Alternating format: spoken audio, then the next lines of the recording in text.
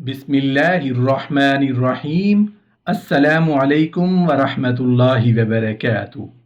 عورت بن کر لڑکیوں کو مساج کرنے والے کا قصہ۔ بنی اسرائیل میں ایک شخص تھا جو حقیقت میں بالکل مرد مگر شکل اور آواز بالکل عورتوں کی طرح تھی، اور شاہی محل میں بیگمات اور بادشاہ کی شہزادیوں کو نہلانے کی خدمت پر مامور تھا، اور خواتین کے لباس میں یہ شخص ملازمہ اور خادمہ بنا ہوا تھا۔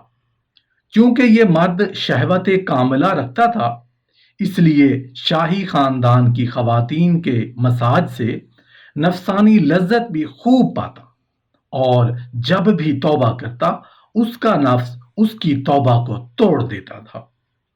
وہ اپنے ظاہری شکل و صورت سے فائدہ اٹھاتے ہوئے زنانہ حمام میں عورتوں کا مساج کرتا۔ اس کی حقیقت کوئی نہیں جانتا تھا، سبھی اس کو عورت سمجھتے تھے۔ یہ طریقہ اس کے لیے ذریعہ معاش بھی تھا اور عورتوں کے جسم سے لذت بھی لیتا رہتا تھا۔ ایک دن بادشاہ کی بیٹی حمام گئی۔ حمام اور مساج کرنے کے بعد پتہ چلا کہ اس کا ایک نہایت قیمتی ہیرا گم ہو گیا۔ بادشاہ کی بیٹی نے حکم دیا کہ سب کی تلاشی لی جائے۔ سب کی تلاشی لی گئی لیکن قیمتی ہیرا نہ ملا۔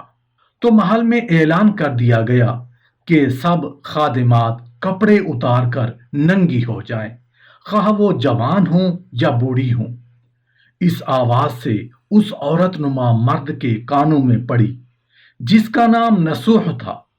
نسوح پر لرزہ طاری ہو گیا، کیونکہ یہ دراصل مرد تھا مگر عورت کے بھیس میں ایک عرصے سے خادمہ بنا ہوا تھا۔ اس نے سوچا کہ آج میں رسوا ہو جاؤں گا اور بادشاہ غیرت کے سبب اپنی عزت و ناموس کا مجھ سے انتقام لے گا اور مجھے قتل سے کم سزا نہیں ہو سکتی، اس لیے کہ میرا جرم نہایت سنگین ہے۔ حضرت نسوح رحمت اللہ علیہ خوف سے لرزتے ہوئے خلوت میں گئے۔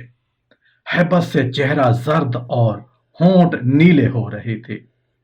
نسوح چونکہ موت کو اپنے سامنے دیکھ رہے تھے، لہذا خوف کے مارے ایسے تڑپ رہے تھے جیسے مچھلی پانی سے باہر تڑپتی ہے، اور لرزہ بر اندام ہو رہا تھا۔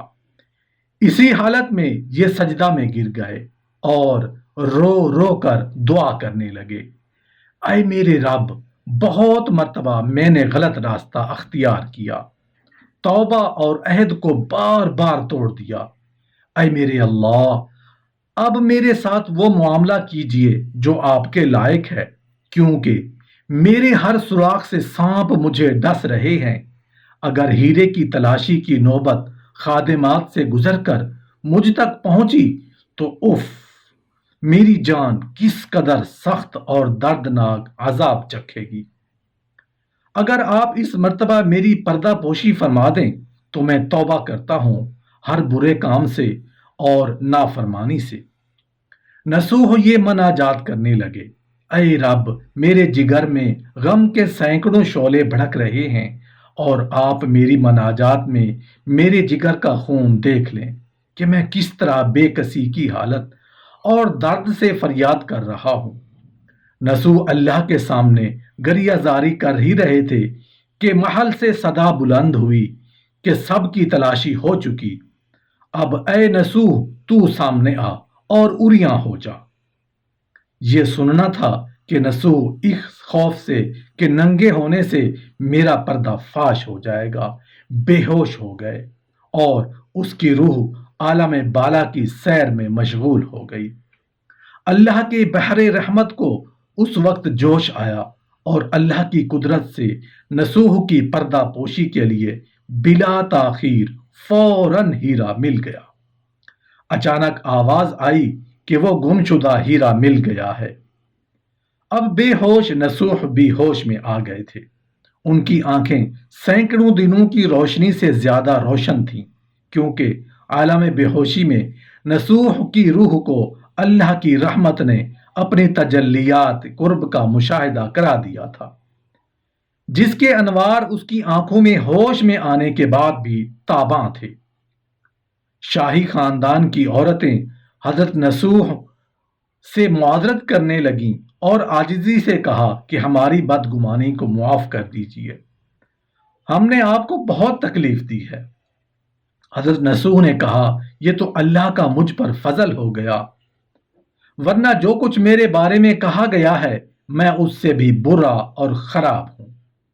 چونکہ سبھی عورتیں اس کو چاہتی تھیں، اس کے ہاتھ سے مساج لینا پسند کرتی تھیں، سلطان کی ایک بیٹی نے اس کو مالش اور نہلانے کو کہا، مگر نصوح چونکہ اللہ والے ہو چکے تھے اور بے ہوشی میں ان کی روح اللہ کے قرب کے خاص مقام پر فائز ہو چکی تھی۔ اتنے قوی تعلق مع اللہ اور یقین کی نعمت کے بعد گناہ کے ظلم کی طرف کس طرح رخ کرتے؟ کیونکہ روشنی کے بعد اندھیرے سے بہت ہی نفرت محسوس ہونا فطری امر ہے۔ حضرت نصوح نے کہا اے شہزادی، میرے ہاتھ کی طاقت اب ختم ہو چکی ہے اور تمہارا نصوح اب بیمار ہو گیا ہے، لہذا اب مالش کی ہمت نہیں رہی۔ چنانچہ اس بہانے سے اس نے اپنے آپ کو گناہ سے بچا لیا۔ جتنا بھی غلط طریقے سے کمایا ہوا مال تھا وہ سب غریبوں میں تقسیم کر دیا اور شہر سے نکل کر کئی میل دور ایک پہاڑی پر ڈیرا ڈال کر عبادت خدا میں مشغول ہو گئے۔ ایک دن ان کی نظر ایک بھینس پر پڑی جو ان کے قریب چل رہی تھی۔ انہوں نے سوچا کسی چرواہے سے بھاگ کر آ گئی ہوگی، تب تک میں اس کی دیکھ بھال کرتا ہوں جب تک کہ اس کا مالک نہ آ جائے۔ لہذا نصوح اس بھینس کی دیکھ بھال کرنے لگے۔ کچھ دنوں کے بعد بھینس نے بچہ دیا اور نصوح اس کا دودھ استعمال کرنے لگے۔ کچھ دنوں کے بعد ایک تجارتی قافلہ راستہ بھول کر ادھر آ نکلا۔ سارے قافلے والے پیاس کی شدت سے نڈھال تھے۔ انہوں نے نصوح سے پانی مانگا، نصوح نے ان کو دودھ پلا کر سیراب کر دیا۔ قافلے والوں نے نصوح سے شہر جانے کا راستہ پوچھا۔ نصوح نے ان کو آسان اور نزدیکی راستہ دکھایا۔ جانے سے پہلے تاجروں نے بہت سارا مال دیا۔ نصوح نے ان پیسوں سے وہاں کنواں کھدوایا۔ آہستہ آہستہ وہاں لوگ بسنے لگے اور عمارتیں بننے لگیں۔ وہاں کے لوگ نصوح کو بڑی عزت و احترام سے دیکھتے تھے۔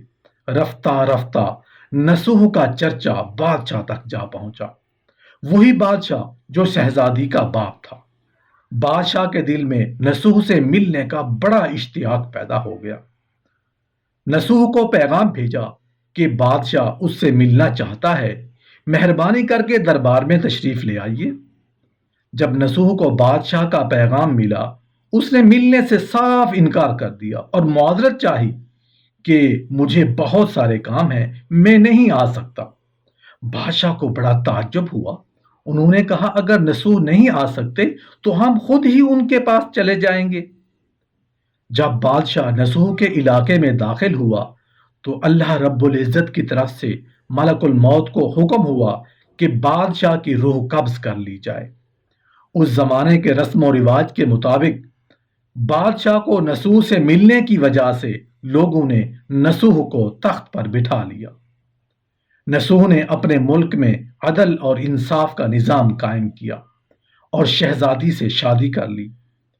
ایک دن نصوح تخت پر بیٹھ کر لوگوں کی داستانیں سن رہے تھے۔ ایک آدمی وارد ہوا اور کہنے لگا کچھ سال پہلے میری بھینس گم ہو گئی تھی، آپ کی عدالت سے اپنی بھینس کا طلبگار ہوں۔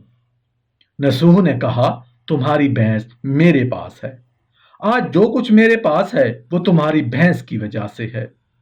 نصوح نے حکم دیا اس کے سارے مال اور دولت کا آدھا حصہ بھینس کے مالک کو دے دیا جائے۔ وہ شخص اللہ کے حکم سے کہنے لگا اے نصوح، جان لو میں انسان ہوں اور نہ ہی جانور وہ بھینس ہے، بلکہ ہم دو فرشتے ہیں، تمہیں امتحان کرنے کے لیے آئے تھے۔ یہ سارا مال اور دولت تمہارے سچے دل سے توبہ کرنے کا نتیجہ ہے۔ یہ سب کچھ تمہیں مبارک ہو۔ اور وہ دونوں فرشتے نظروں سے غائب ہو گئے۔ اسی وجہ سے سچے دل سے توبہ کرنے کو توبہ نصوح کہتے ہیں کہ اتنا کائنات میں کوئی چیز کسی کا انتظار نہیں کرتی جتنا اللہ پاک اپنے بندے کی توبہ کا انتظار کرتا ہے، اور اللہ پاک کو اپنے بندے کی توبہ کرنا، اس کو معاف کرنا بہت زیادہ پسند ہے۔ ہمیں چاہیے کہ ہم اپنے گناہوں سے سچی توبہ کریں اور اللہ کے حضور گڑ گڑا کر معافی مانگیں۔ اللہ پاک بڑا رحمان اور بڑا رحیم ہے۔